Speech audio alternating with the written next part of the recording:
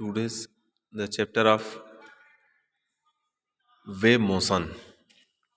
तो wave motion में the propagation of wave motion are following two types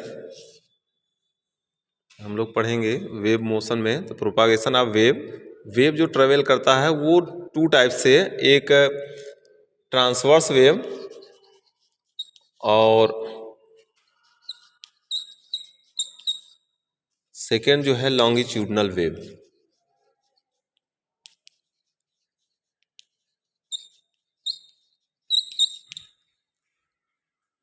transverse wave में जो medium के पार्टिकल है वो प्रोपागेशन ऑफ वेव के परपेंडिकुलर वाइब्रेट करते हैं। इस तरीके से जैसे मीन पोजीशन हो गया, और वेव जो ट्रांसफर्स होता है वो कुछ इस टाइप से ट्रांसफ़र होता है। प्रोपागेशन ऑफ वेव के परपेंडिकुलर डायरेक्शन में जब वेव पार्टिकल, मीडियम के पार्टिकल वाइब्रेट करते हैं तो वो ट्रांसवर्स वेव होता है। और लॉन्गिट्यूडनल वेव में जैसे इसमें एग्जांपल वेलोसिटी ऑफ लाइट, और इसमें जैसे एग्जांपल है साउंड वेव। तो साउंड वेव जब ट्रेवल करता है इसके लिए मीडियम की ज़रूरत पड़ती है।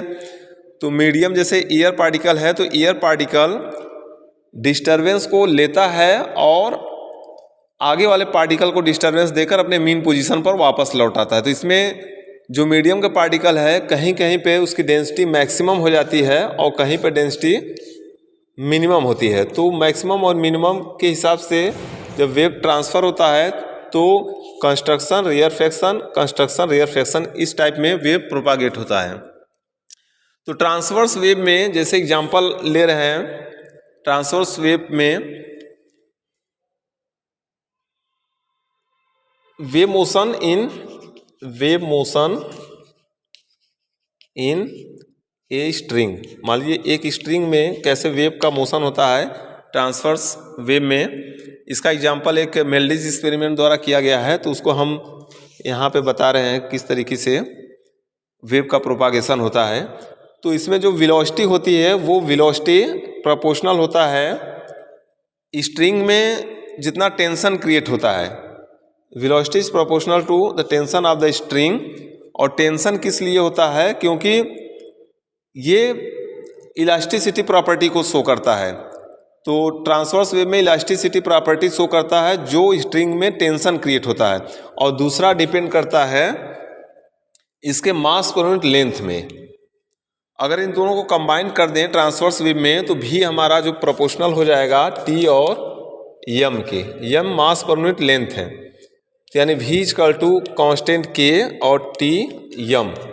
टेंशन इलास्टिसिटी प्रॉपर्टी होता है स्ट्रिंग में, और ये एक तरीके से फोर्स है। अगर हम इसको डायमेंशनली प्रूफ करें तो dimension of v equal to dimension of t and dimension of यम।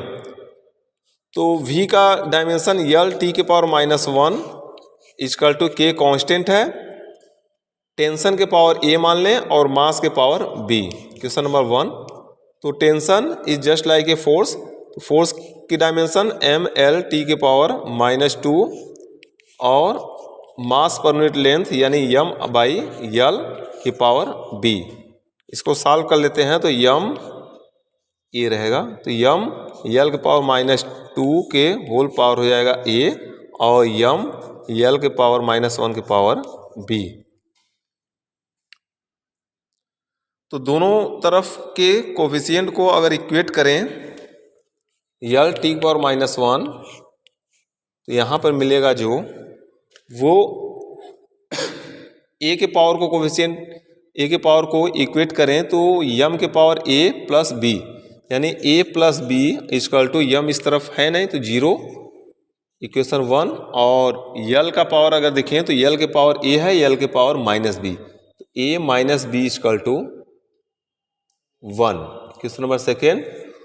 और यल का अगर देखें तो यल के पावर -b है, तो यानी -b यहाँ से -b इक्वल टू यल के पावर 1। यल के पावर यहाँ a है, a और plus a minus b equal to l के power 1। a minus b equal to 1, हाँ। और टी का एक देख लें तो टी के पावर यहाँ पर -2a, यानी -2a इक्वल टू टी के पावर -1, तो ये कैंसिल, तो a equal to half, a equal to half. और यहाँ से b अगर इक्वेट करें तो b equal to a minus 1, तो हाफ -1 यानी -1 माइनस हाफ। a का वैल्यू हाफ और b का वैल्यू -हाफ। तो ये दोनों वैल्यू को इक्वेशन 1 में अगर सब्स्टिट्यूट कर दें तो जो इक्वेशन आएगा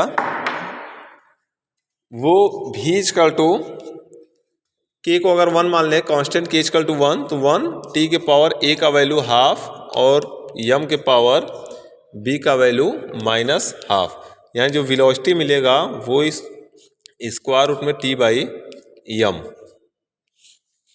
ये फार्मूला होगा the propagation of wave in transverse through a string wire. अगर स्ट्रिंग वायर में वेव का प्रोपागेशन किस तरीके से होता है, ये formula v equal to square root में t बाई m। m क्या है, मास पर यूनिट लेंथ है।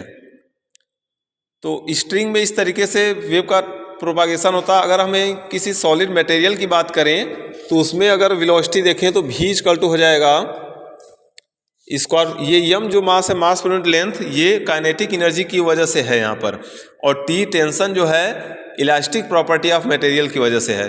तो अगर सॉलिड की बात करें तो v equal to t by m, तो t हमारा जो हो जाएगा ईटा हो जाएगा और m रो डेंसिटी हो जाएगा। रिजिडिटी मॉडुलस ऑफ ईटा क्या है, मॉडुलस ऑफ रिजिडिटी, और ये डेंसिटी है। उन दोनों के रेशियो को अगर सॉलिड मटेरियल में किस तरीके से ट्रांसवर्स वेव ट्रांसफ़र होता है उसके लिए वेलोसिटी अगर देखें तो v equal to square root में ईटा बाई रो, और जबकि स्ट्रिंग स्ट्रेस्ड वायर है उसमें वेव किस तरीके से प्रोपागेट होता है तो उसके लिए formula v equal to square root में t बाई m।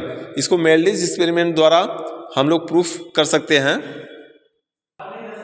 यहाँ पे जो कांस्टेंट k है, k का वैल्यू भी डिटरमाइन किया गया है मेल्डिज एक्सपेरिमेंट में।